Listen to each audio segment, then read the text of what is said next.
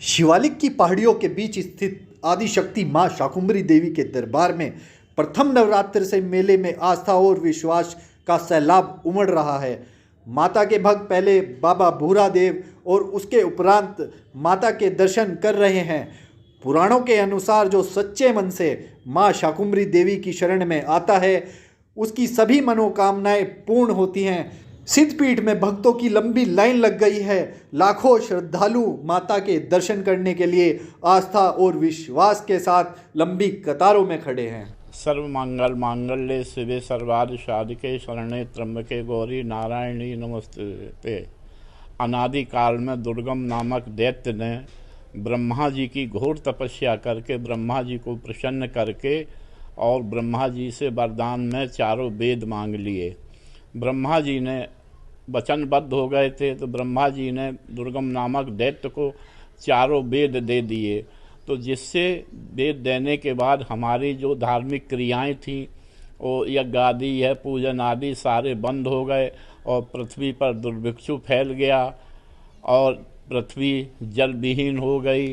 पृथ्वी पर जल नहीं रहा, पेड़ पौधे साग सब्जी सभी सूख गए और जो पशु पक्षी सभी मरने लगे और जो मनुष्य जनमानुष भी सभी मरने लगे। दुर्भिक्षु फैल गए, एक दूसरे को खाने लगे।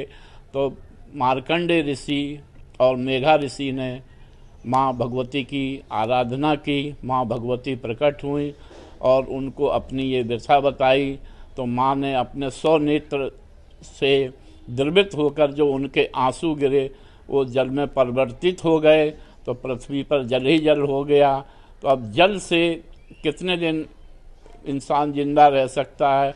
तो फिर माँ शाताक्षी की तपस्या की देवताओं ने। तो माँ शाताक्षी ने अपना शाकंभरी रूप धारण करके और पृथ्वी पर साग सब्जी फल फ्रूट अन्न जल सब कुछ उत्पन्न हो गया, जिससे प्राणियों के जीवन की रक्षा हुई। और माता ने अपना भीमा भ्रामी रूप धारण करके उस दैत्य का दुर्गम नामक दैत्य का वध किया और पुनः चारों वेद ब्रह्मा जी को अर्पित किए। तब से हमारी धार्मिक क्रियाएं ये सब सुचारू रूप से चलने लगी। माँ शाकंभरी माता का जो ये सिद्धपीठ है ये अनादिकाल से है ये सिद्धपीठ, और जो भी यहाँ आता है उसकी मनोकामना पूर्ण होती है। यहाँ पर पश्चिमी उत्तर प्रदेश हरियाणा पंजाब सभी प्रदेशों से यहाँ भक्त लोग श्रद्धालु लोग आते हैं, माँ का दर्शन करते हैं और उनकी मनोकामना पूर्ण होती है। अभी जैसे कि माँ शाकुंभरी पीठ दरबार को पर्यटन सर्किट योजना से जोड़ा जा रहा है, तो क्या कितना लाभ? जो अभी उत्तर प्रदेश सरकार ने जो माँ शाकंभरी देवी के तरफ ध्यान देके जो पर्यटन से जोड़ रहे हैं, इससे श्रद्धालुओं को बहुत ही सुविधा होगी। क्या है कि यहाँ हर चीज़ का अभाव है, ना यहाँ पानी है ना यहाँ लैट्रिन बाथरूम, कोई यहाँ पे जो श्रद्धालुओं को असुविधाओं का सामना करना पड़ता है।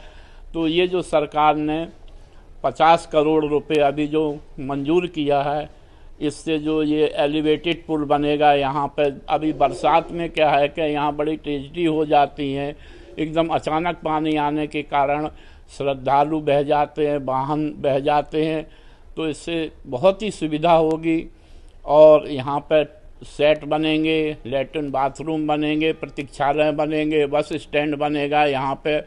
तो जिससे श्रद्धालुओं को बहुत ही सुविधा होगी।